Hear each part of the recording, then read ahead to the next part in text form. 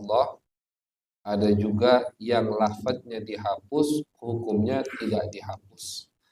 Jadi sekali lagi untuk bisa kita memahaminya, nasikh mansukh di Al-Quran itu ada 3. Yang pertama dihapus hukum dan lafadz Al-Qurannya. Yang kedua dihapus lafadznya, tidak hukumnya. Yang ketiga dihapus hukumnya, tidak lafadznya. 3 bagian atau 3 macam nasikh mansukh di dalam Al-Quran.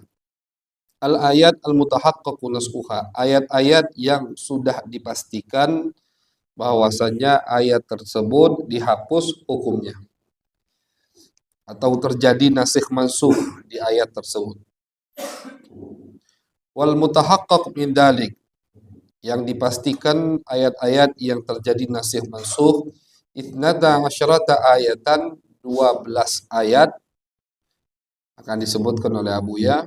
Al-ula, yang pertama, qauluhu ta'ala, kutiba alaikum idza hadara ahadakumul mautu in taraka khairanil wasiyatu lil walidaini wal aqrabin. Ayat yang menyebutkan bahwasannya diwajibkan bagi kita, bagi orang ketika dia meninggal ada wasiat, maka wasiat tersebut itu wajib dilaksanakan. Ada orang meninggal, contohnya dia sudah wasiat, sawit aku semuanya buat istriku, misalkan. Ini dulu di awal Islam diterapkan. Paham ya? Jadi orang meninggal, wasiat. Namanya wasiat itu setelah meninggal. Namanya wasiat berarti setelah meninggal. Jadi setelah dia meninggal, ada wasiat. Dia menyerahkan seluruh hartanya atau setengah hartanya misalkan ke putrinya saja. Padahal dia punya anak laki. Atau ke istrinya. Dia punya istri 4. Yang paling dia cintai paling mudah. Istri 4 aja. Yang lain nggak dapat warisan. Nggak dapat wasiat. Di awal Islam, wasiat dari si mayit itu wajib dilaksanakan. Sebesar apapun wasiat tersebut, sebanyak apapun harta yang diwasiatkan harus dilaksanakan. Kemudian dihapus. Hukumnya dengan apa? Nasakhaha qauluhu ta'ala, dihapus dengan ayat yang berbunyi yusikumullahu fi auladikum lidzakari mithlu hadzil unthayain. Waktu itu belum ada ayat warisan, belum ada ayat pembagian bahwasanya ketika meninggal untuk laki-laki 2 kali lipat dari perempuan, untuk bapak sudus, untuk istri kalau ada anak dari suami dapat 1/8, kalau tidak anak dapat 1/4. Itu namanya ayatul mawarith. Semua ada di Al-Quran dan kebanyakan di surat An-Nisa. Ketika ayat itu turun, maka dihapus hukum wasiat tadi. Hukum wasiat dihapus. Apakah dihapus total? Tentu tidak dihapus total. Boleh mayit berwasiat, tapi wasiat si mayit tadi tidak boleh lebih dari 1/3. Kalau wasiatnya, dan sebagian ulama lagi mencaratkan bukan ke ahli waris. Sebagian ulama membatalkan wasiat untuk ahli waris. Jadi dia wasiat untuk anaknya, anak yang pertama atau anak yang terakhir. Padahal anak yang pertama yang terakhir bakal dapat warisan, dapat 2 kali berarti. Sebagian ulama membatalkan hukum wasiat untuk ahli waris. Kapan hukum wasiat itu sah? Kalau untuk selain ahli waris. Ahli waris sudah, jangan dibahas, jangan diwasiati lagi, sudah dapat bagian dari warisan. Ya, karena wasiat ini kan sebelum warisan pembagiannya. Wasiat pembagiannya sebelum warisan. Diperbolehkan oleh syariat, tapi ats-tsuluts, hanya 1/3. 1/3 dari hartanya. Kalau si mayit mewariskan 1/3 dari hartanya untuk fulan, maka itu harus dilaksanakan. Lebih dari 1/3, apakah batal? Tidak batal, tapi diminta persetujuan ahli waris. Dia wasiat buat pondok pesantren setengah dari hartanya. Apakah harus dilaksanakan? Izin dulu ke ahli waris. Ini wasiat bapakmu. Setengah hartanya untuk pondok pesantren. Boleh tidak? Oh, tidak boleh. Kami ahli waris tidak mengizinkan. Berarti hanya sepertiga. Sepertiga tetap bukan hak mereka itu. Sepertiga wasiat tadi bukan hak ahli waris. Harus dilaksanakan tetap. Cuman yang lebih dari sepertiga itu harus izin ahli waris. Kalau ahli waris mengizinkan, dilaksanakan, dilanjutkan. Kalau tidak dapat izin, tidak boleh dilanjutkan. Karena itu bukan hak yang diwasiati atau yang mau diwasiati, itu sudah jadi hak ahli waris. Itu yang pertama. Atsaniyah, yang kedua, yang terjadi nasikh mansuh pasti kata Abu ya. Ayat yang berbunyi wa 'alal ladzina yutiqunahu fidyatun ta'amu miskin. Barang siapa yang mampu untuk apa? Untuk berpuasa di bulan suci Ramadan, yutiqunahu, mampu dia. Kemudian dia tidak mau berpuasa, dia mampu. Tapi dia tidak mau berpuasa. Maka apa yang harus dia laksanakan? Dia keluar fidyatun ta'amu miskin. Boleh mengeluarkan 1 mud fidyah. Ini di awal-awal Islam yang masuk bulan, misalkan panas hari ini, tidak mau puasa di bulan Ramadan ini, boleh. Dia mampu untuk puasa. Cuman karena panas, mati lampu terus misalkan. Panas, tidak mau puasa, boleh. Tapi mengeluarkan 1 mud beras, 1 genggam. Itu di awal Islam. Hukumnya kemudian dihapus oleh Allah dengan ayat yang berbunyi, "Faman syahida minkum syahra falyasumhu." Barang siapa yang menututi bulan suci Ramadan, dia mampu untuk berpuasa, wajib dia puasa, tidak boleh dia batal. Jadi tidak ada alasan lagi untuk mengeluarkan 1 mud, dia tidak puasa, dihapus. Ats-tsalitsah, yang ketiga. Ayat yang berbunyi walladzina yatawaffawna minkum wa yadaruna azwajan wasiyatan li azwajihim mata'an ilal hauli ghaira ikhraj. Ini ayat iddah bagi istri yang ditinggal meninggal oleh suaminya. Kemudian masa iddah mata'an ilal haul. Masa iddahnya itu 1 tahun. 1 tahun, tidak boleh keluar, tidak boleh dandan, tidak boleh nikah lagi, bahkan tidak boleh dilamar selama 1 tahun. Dihapus ayat ini hukumnya dengan ayat yang berbunyi naskhul wasiyah ayatul mirath as-sabiqah, naskhul wasiyati ayatul mirath as-sabiqah wa naskhu iddatil wafa bil haul al-ayah qablaha walladzina yutawaffawna minkum wa yadharuna azwaja yatarabbasna bi anfusihinna arba'ata asyurin wa asyra. Dihapus jadi hukumnya 4 bulan 10 hari. Dari 1 tahun dirubah jadi 4 bulan 10 hari. Berarti kurang lebih dikurangi 2/3 ya, kurang lebih lah. Tidak sampai ya. Kan setahun 12 bulan, ini jadi 4 bulan, 4 bulan 10 hari.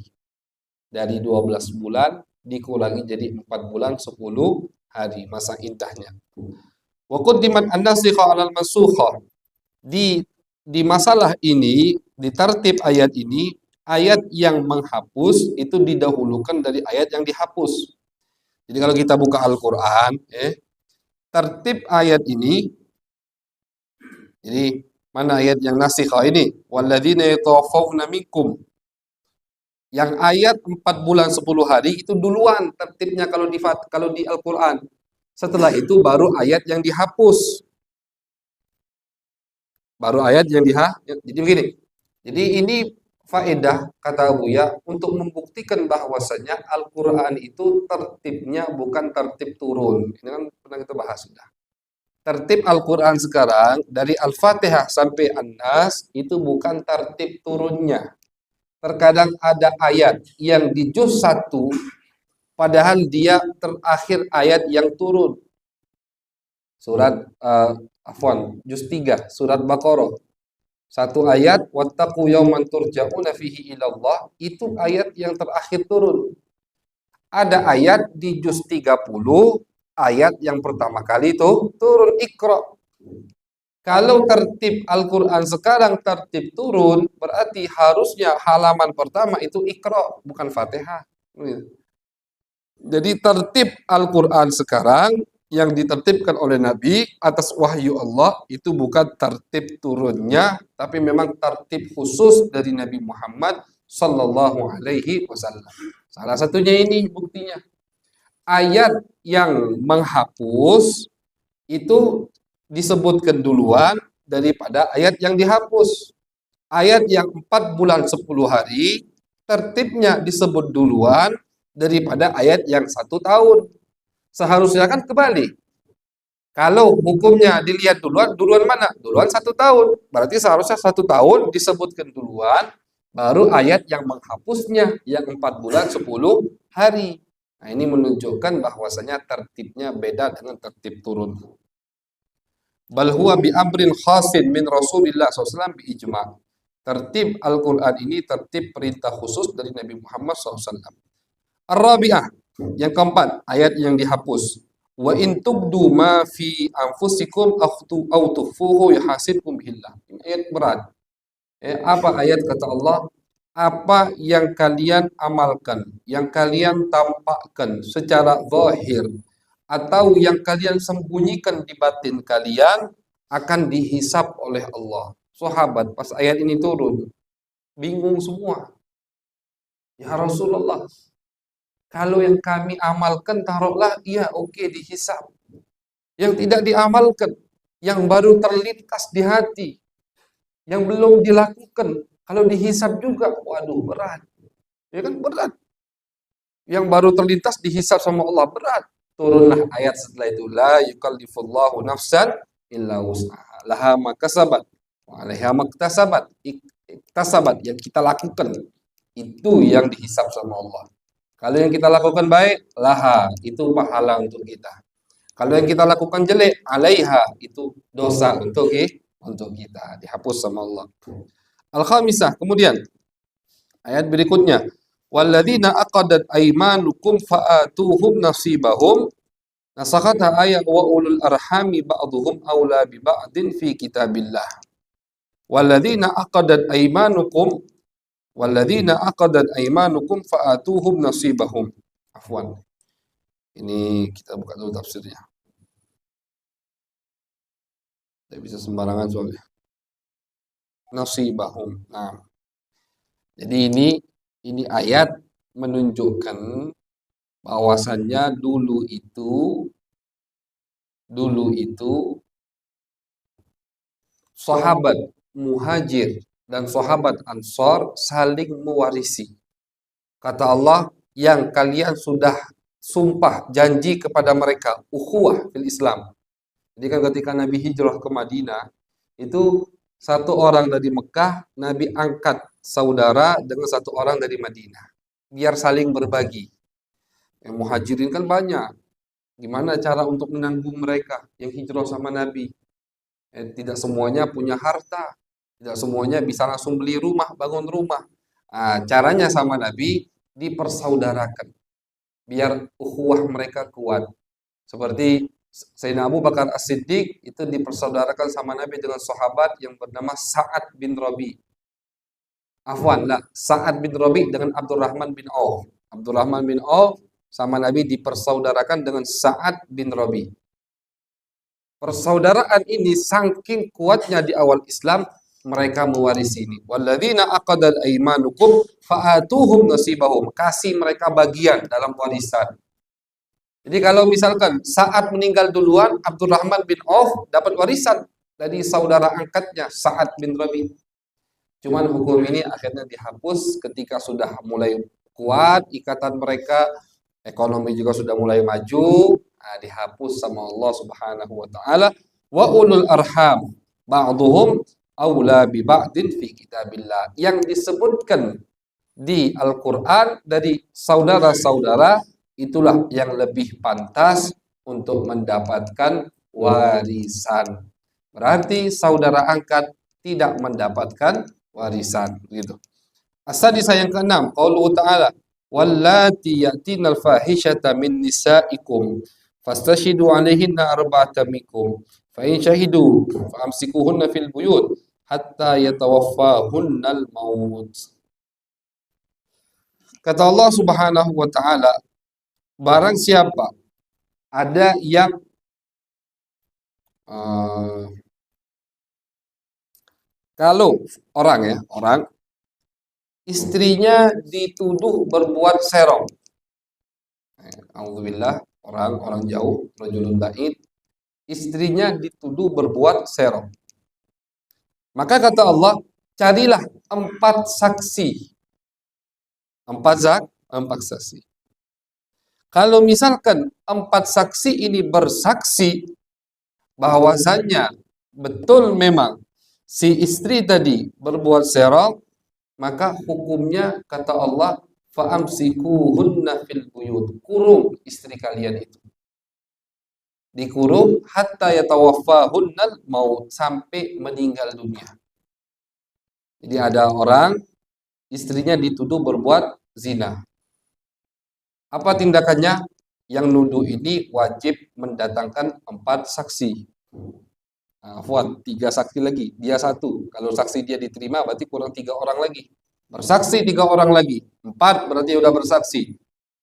Apa kelanjutannya? Hukumnya, maka istrinya tadi harus dia kurung di rumah sampai meninggal. Ini ayat di awal Islam. Kemudian dihapus oleh Allah dengan ayat yang berbunyi, walladzina yarmuna azwajahum wa ayatul jaldi wa hadithur rajam. Ini ayat dihapus dengan ayat-ayat yang banyak, salah satunya, kalau dia tidak bisa, yang menuduh tadi tidak bisa mendatangkan 3 saksi selain dirinya, maka dia hukumnya dicambuk 80 kali cambukan. Hukumul qadhaf namanya itu. Jadi kalau ada orang yang menuduh orang lain berbuat zina, kemudian dia disuruh mencari 3 saksi tidak bisa, maka dia dicambuk 80 kali cambukan. Kemudian umpama ada saksi, 4 saksi sama dirinya diterima, istrinya di rajam. Rajam itu hukuman untuk orang yang sudah menikah masih berbuat zina. Digali tanah, dimasukkan badan orang itu, disisakan setengah, dilempari sama muslimin sampai meninggal dunia. Itu hukumnya. Kalau yang dituduh tadi bukan istrinya, saudarinya misalkan yang masih perawan, maka hukumnya dicambuk 100 kali cambukan. Ya hukum orang berzina gitu. Jadi ketika ada yang dituduh, yang menuduh tadi tidak bisa mendatangkan 3 saksi selain dirinya, berarti yang nuduh dicambuk 80 kali. Kalau yang menuduh bisa mendatangkan 3 saksi, berarti 4 bersaksi bahwasanya fulanah perempuan itu berzina, dilihat statusnya. Kalau dia perawat, cuma dicambuk 100 kali. Kalau dia sudah menikah, maka dirojam sampai meninggal. Rojam itu artinya dilempar. Dilempari, rojam. Rojam itu melempar, rojamah. Dilempar. Jadi dilempari sampai kapan? Sampai meninggal dunia. Itulah hukumannya. Nah, kalau yang di atas tadi kan tidak, dikurung sampai meninggal. Tidak seperti itu. Kemudian yang ketujuh, ya ayyuhalladzina amanu la tuhillu sya'airallah wala syahral haram. Kata Allah, tidak boleh kalian menghalalkan syiar-syiar Allah. Salah satu syiar Allah, bulan haram. Tak boleh dihalalkan. Bulan haram harus haram. Haram apa? Haram dari pertumpahan darah. Nah, dihapus ayat ini untuk Nabi boleh menumpahkan darah di bulan haram. Yas'alunaka 'anis syahril haram qitalin fi qul qitalun fihi kabir wa saddun an sabilillah. Mereka bertanya, ya Rasulullah, bagaimana kita berperang di bulan haram? Kata Nabi, memang betul, perang di bulan haram, menumpahkan darah di bulan haram itu tidak boleh. Tapi menolak, menentang agama Allah, dosanya lebih besar. Sehingga dosa perang di bulan haram dihapus karena ada dosa tidak mau iman kepada Allah Subhanahu wa taala. Cuman itu khusus untuk Nabi. Kemudian yang ke-8, fahkum bainahum au a'rid anhum. Allah katakan, wahai Muhammad, kalau ada yang minta muhakamah, minta diadili, dari selain muslimin, Yahudi, ya, maka terserah, boleh kau jadi hakim untuk mereka, boleh kau tidak mau, boleh kau tolak. Dikasih pilihan sama Allah. Jadi Nabi itu Yahudi Madinah yang mau minta dihakimi sama Nabi, boleh. Nabi siap jadi hakimnya. Terjadi pernah begitu. Cuman Nabi juga boleh menolak. Itu pertama kali. Kemudian Allah hapus pilihan itu, wa anihkum bainahum bima anzalallah. Allah wajibkan Nabi untuk menghukumi mereka. Kalau mereka minta kepadamu untuk menjadi hakim, wajib kau menjadi hakim untuk mereka. At-tasi'ah aw akharani min ghairikum nasakhatha ayah wa ashidu dhawai adli minkum. Ayat yang ke-9 ya di surat Maidah, yang kita nyambung. Ini wasiat itu harus harus ada saksi.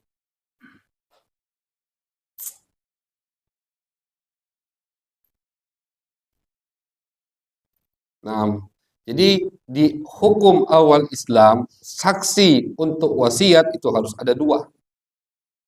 Dawa adlim minkum au akharani min ghairikum, atau selain kalian. Maksudnya di situ Allah tidak menyebutkan siapa yang boleh menjadi saksi. Jadi kata Allah pokoknya dua, kalau di antara kalian tidak ada orang, maksudnya dekati muslimin, boleh selain kalian. Yang penting dua saksi. Siapapun itu dua saksi. Siapapun itu di awal Islam. Dihapus dengan ayat wa ashidu dawai adlim minkum. Dihapus dengan ayat wajib yang jadi saksi orang yang bisa dipercaya. Tetap dua. Jadi ayat yang dihapus dua, ayat yang menghapus juga dua. Bedanya yang dihapus Allah tidak sebutkan, sifatnya harus bisa dipercaya. Pokoknya siapa aja dua jadi saksi boleh. Nah, ayat yang menghapusnya ada disebutkan sifatnya harus adil, harus bisa dipercaya. Yang ke-10, iyyakum minkum isyruna sabirun yaghlibu mi'atain. Kalau kalian memiliki pasukan 20 ngelawan 200, tak boleh kabur. Berarti 1 lawan 10. Berat kan? Dihapus. Al-ana khaffafallahu ankum. Sekarang Allah ringankan, kata Allah.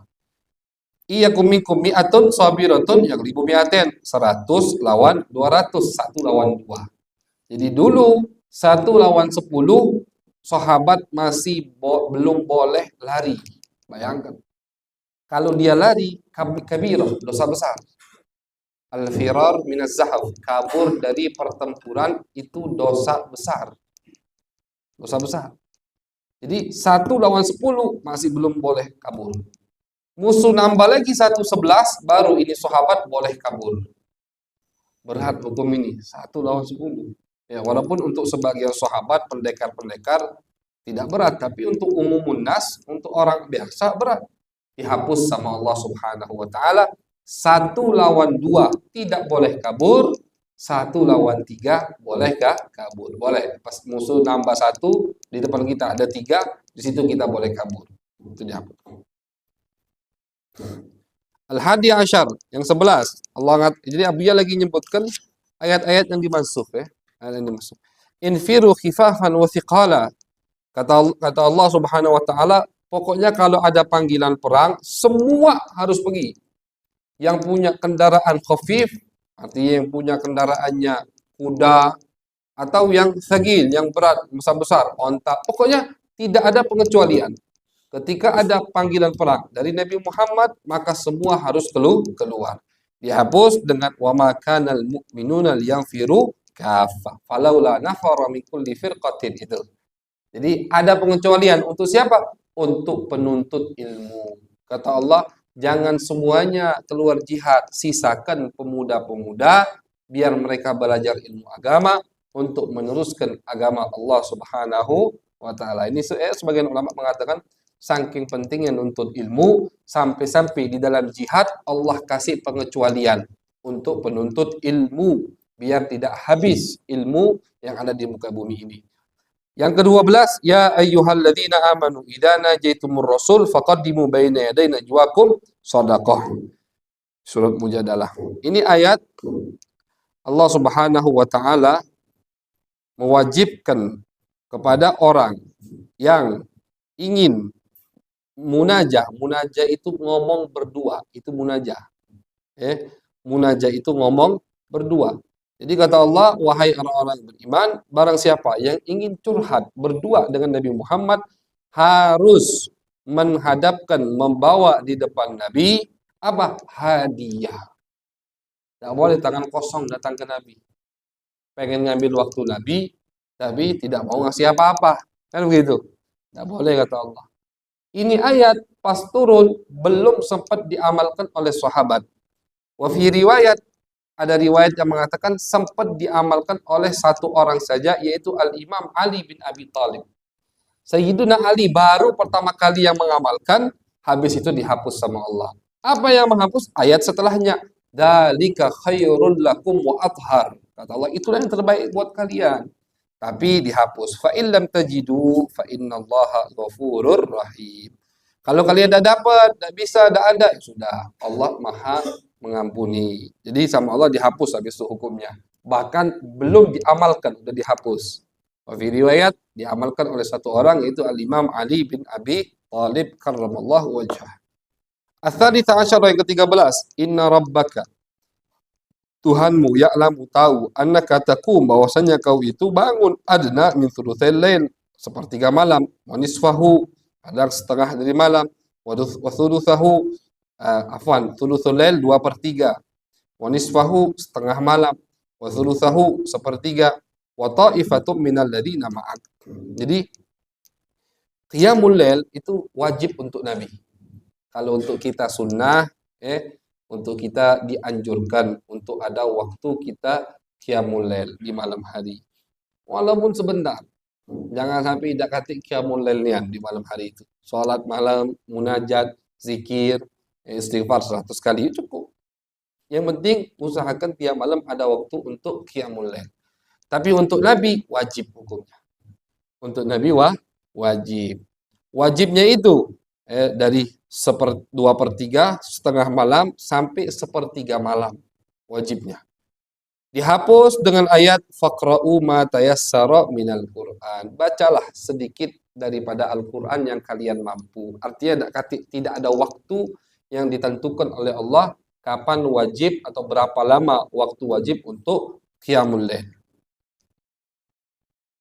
Yumkinun niza' fi naskhi hadhihi al-ayah aidan li'annaha laysat bisariha fi wujubi tahajjud ala man ma'ahu hatta yakun nasqad.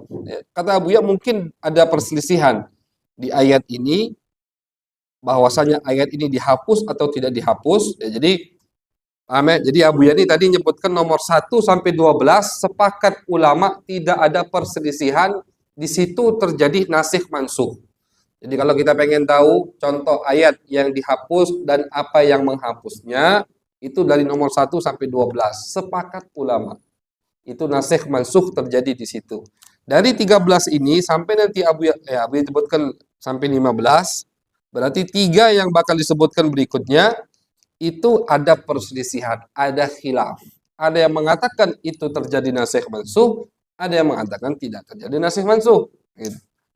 Kenapa? Karena karena ayat yang pertama tadi, inna rabbaka ya'lamu annaka taqum adna min thulutsail lail, itu tidak jelas kata Abu Ya fi wujubi tahajjud. Tidak jelas tidak jelas ayat itu Allah mewajibkan tahajud kepada Nabi dan kepada sahabat. Sehingga kalau kewajiban tahajud saja tidak jelas, apalagi bagaimana mau terjadi nasikh mansukh, kan? Jadi kewajibannya dulu jelas atau tidak? Kalau ayat ini Allah katakan inna rabbaka ya'lamu annaka taqum adna min thulutsail lail. Ini ayat sepakat ulama bahwasanya perintah dari Allah kepada Nabi dan sahabat wajib qiyamul lail. Nah, baru kalau udah sepakat kewajiban dari ayat ini bisa ditetapkan ada penghapusan. Nah, sekarang kewajibannya saja khilaf, apalagi nasikhnya, begitu ya. Jadi kalau kewajibannya saja belum Sepakat ulama, ada yang mengatakan qiyamul lail wajib dari ayat itu, ada yang mengatakan tidak wajib. Bagaimana mau dihapus gitu, makanya ada khilaf. Kemudian yang ke-14, azani la yankihu illa zaniyah au musyrikah wa zaniyatu la yankihuha illa zanin au musyrik. Kata Allah, orang yang berbuat zina tidak menikahi kecuali perempuan yang pernah berbuat zina atau perempuan non-muslim. Begitu juga perempuan yang pernah berzina tidak menikahinya kecuali zani, jadi sesama penzina. Begitu itu ayat bunyinya begitu. Dihapus dengan ayat wa ankihul ayama minkum. Dihapus dengan ayat kata Allah nikahilah al ayama. Ayama itu jamak dari aib. Apa itu aib? Janda. Kata Allah nikahilah janda-janda dari wanita yang ada di sekitar kalian. Bukan wajib. Habis ini langsung mau nikah mau bukan Ini maksudnya anjuran dari Allah Subhanahu wa taala. Wa fi dzalika niza. Nah, ini juga diperselisihkan. Kenapa? Karena idh yahtamil mungkin saja maksud dari ayat orang yang berzina tidak menikah kecuali pada penzina itu maknaha artinya anna sya'nahu dzalika tanfiran. Itu hanya Allah ingin menggertak orang yang mau berbuat zina. Jadi bukan artinya oh dia pernah berzina, tidak boleh, tidak sah dia nikah kecuali sama orang yang pernah berbuat zina. Tidak, jelas itu. Tidak ada syarat. Syarat sah nikah itu si laki-laki mau menikahi perempuan, laki-lakinya pernah berzina atau tidak. Oh pernah berzina, tidak sah, berarti tidak.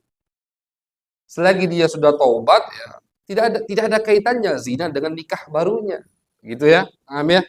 Nah, jadi bagaimana ada penghapusan orang itu ayat maksudnya bukan begitu? Kan ayat itu maksudnya kata Buya di sini Allah hanya menggertak.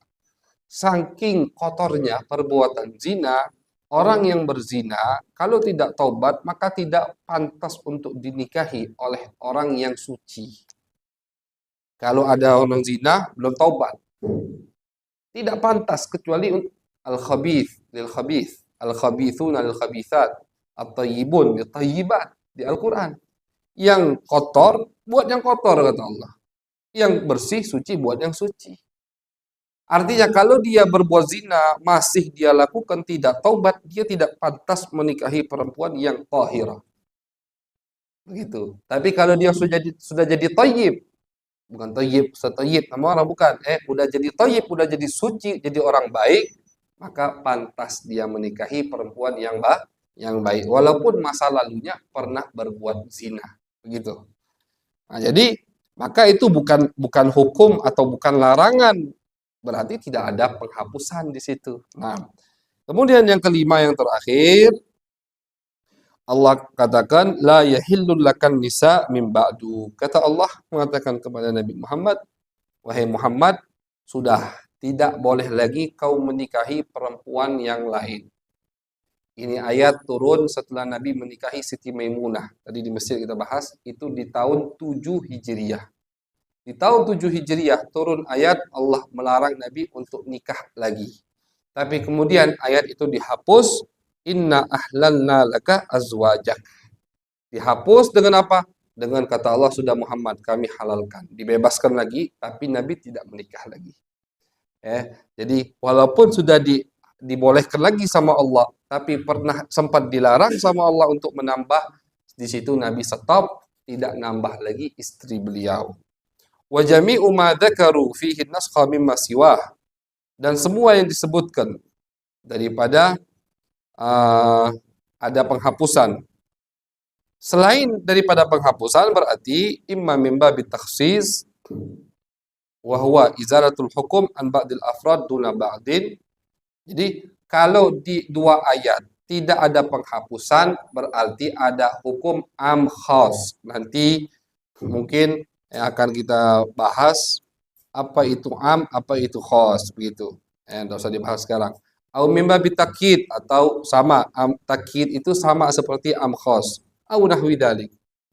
Wa kana al-aqdamun ulama-ulama dulu kata Abuya Kabni Hazm seperti Ibn Hazm yatasamahun terlalu menganggap atau terlalu santai ya.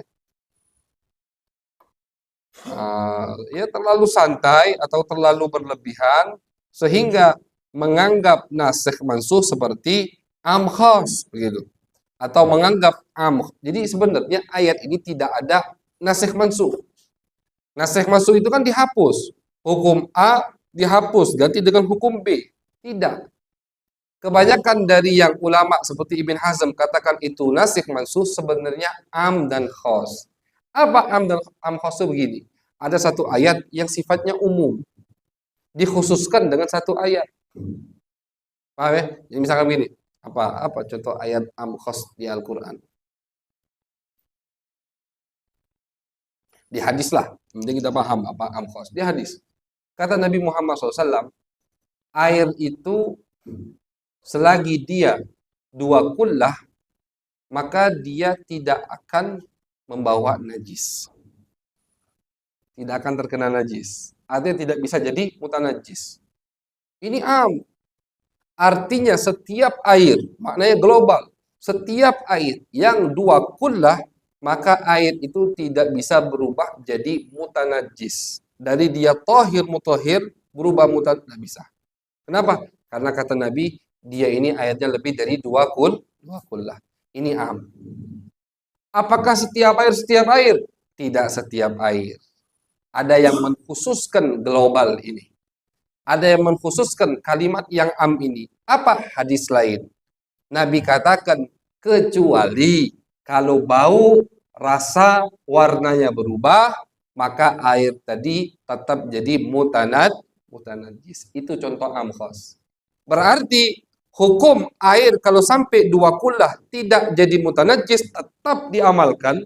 Am dia, cuman dikecualikan air yang lebih dari dua kullah. Kalau kemasukan najis berubah bau, warna, dan rasa, maka air itu hukumnya dikhususkan jadi mutanajis. Nah, jadi kalau am khos itu dua-duanya masih diamalkan, begitu ya. Kurang lebih bedanya gitulah. Apa bedanya nasikh mansuh dan am khos?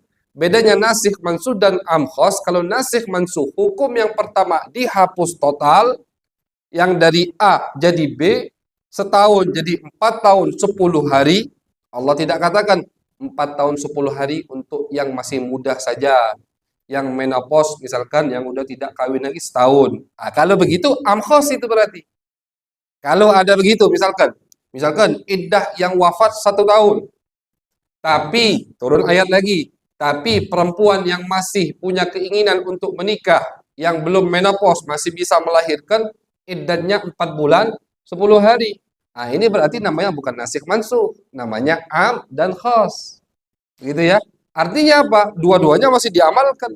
Ini tidak. Allah hapus. Siapapun perempuan itu, baik dia masih haid atau tidak haid, mau menikah atau tidak menikah lagi, suaminya meninggal, iddahnya 4 bulan 10 hari. Itu nasikh mansuh.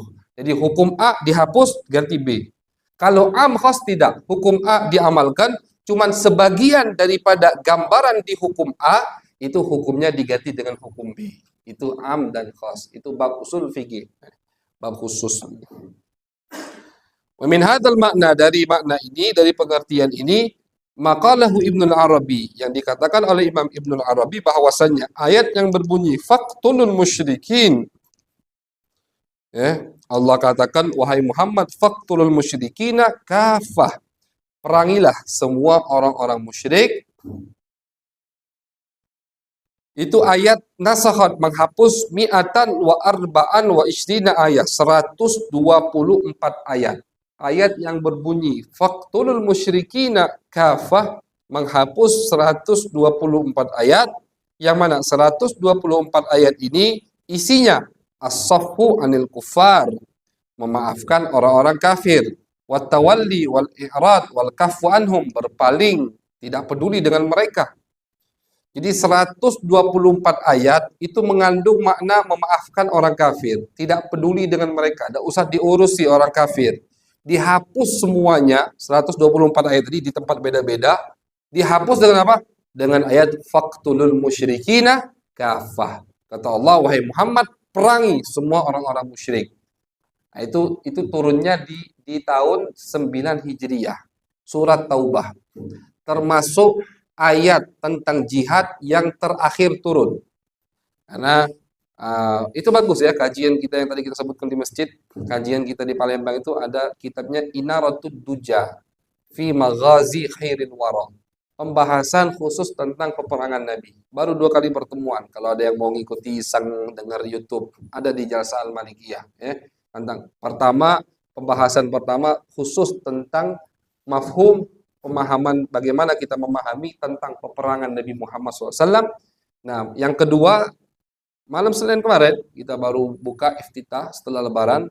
Yang kedua itu baru masuk ke bab intinya, artinya baru mulai menyebutkan peperangan Nabi Muhammad sallallahu alaihi wasallam. Ayat yang berbunyi faqtulul musyrikina kafah itu ayat terakhir yang turun tentang jihad. Jadi jihad itu pertama kali belum dibolehkan kan sama Allah.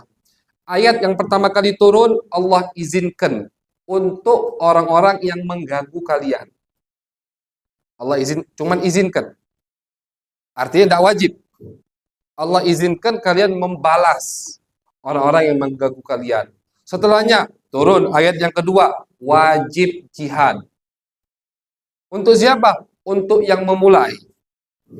Yang ayat kedua, wajib jihad untuk yang memulai. Jadi berarti yang tidak mulai nyerang Nabi, tidak boleh Nabi nyerang mereka.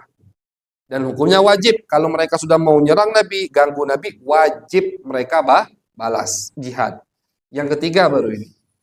Uqtul musyrikina kafah. Baik mereka nyerang atau tidak nyerang, muslimin harus jihad, hukum jihad wajib. Makanya di zaman Sayyidina Abu Bakar As-Siddiq, bukan di zaman Nabi. Di zaman Nabi selesai tahun 9. Selesai peperangan Tabuk terakhir.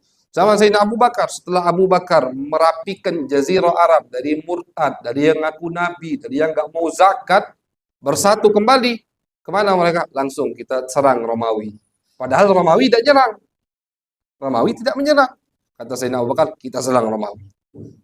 Serang Romawi, kita serang Persia. Persia tidak nyerang. Begitu. Mana tendensi mereka ini? Uqtulul musyrikina kafah. Jadi ayat lakum dinukum waliyadin itu dihapus dengan ayat ini.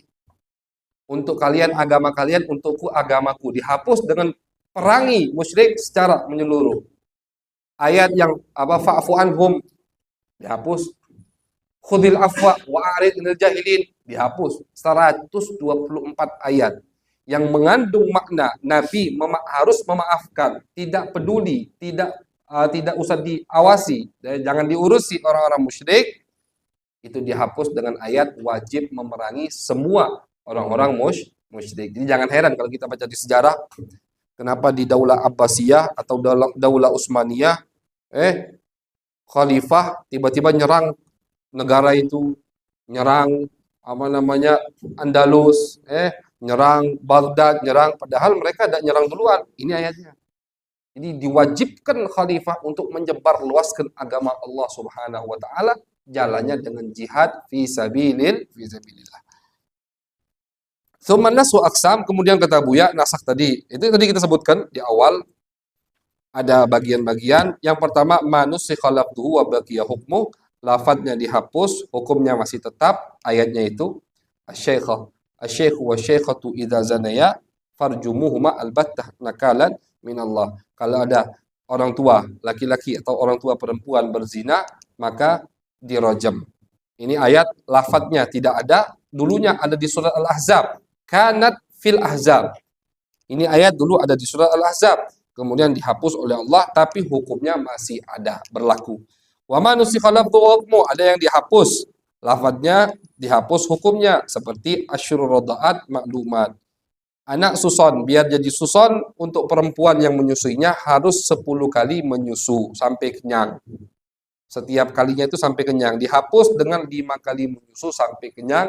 Ayatnya dan hukumnya dua-duanya dihapus. Kemudian yang ketiga, manusikha hukmuhu wa baqiya lafdhu. Ada yang dihapus hukumnya, lafaznya masih ada. Kal ayatis sabiqah. Ayat-ayat tadi yang kita sebutkan 12 tadi. Ayat ini dihapus dengan ayat ini. Nah, yang dihapus itu masih ada ayatnya. Kita baca, tapi hukumnya sudah dihapus oleh Allah Subhanahu wa taala. Wala naskha bil aqli, tidak boleh memansuh ayat dengan akal, dengan ijtihad, dengan pendapat, tidak boleh. Wala bil ijma, tidak boleh dengan ijma siapapun, ijma sahabat, ijma kesepakatan, ijma itu kesepakatan. Sepakat sahabat ayat ini mansukh, tidak boleh. Li'annahu la yakun illa ba'dahu alaihi salatu wassalam. Karena nasakh itu tidak terjadi kecuali di zaman Nabi Muhammad SAW. Namanya penggantian hukum. Dari hukum A diganti jadi hukum B, itu pasti terjadinya di zaman Nabi Muhammad Sallallahu Alaihi Wasallam. Beda dengan tadi am khos. Misalkan ini ayat, ini hadis, ini ayat bunyinya begini, ini ayat bunyinya begini. Oh, pas. Ini Ustaz Rozi datang. Ini nanti. Nah, kita tutup ya. Jadi beda dengan amkhos. Kalau amkhos yang kita gambarkan tadi, dua-duanya masih dipakai, walaupun beberapa gambaran dari hukum yang A dijadikan pakai hukum yang B, itu boleh boleh dihasilkan oleh ijtihad ulama. Boleh. Karena apa ya? Karena Nabi tidak menjelaskan secara keseluruhan. Dan itu boleh paham ya? Jadi kalau amkhos boleh, kata Imam Syafi'i, ini ayat ada amkhos.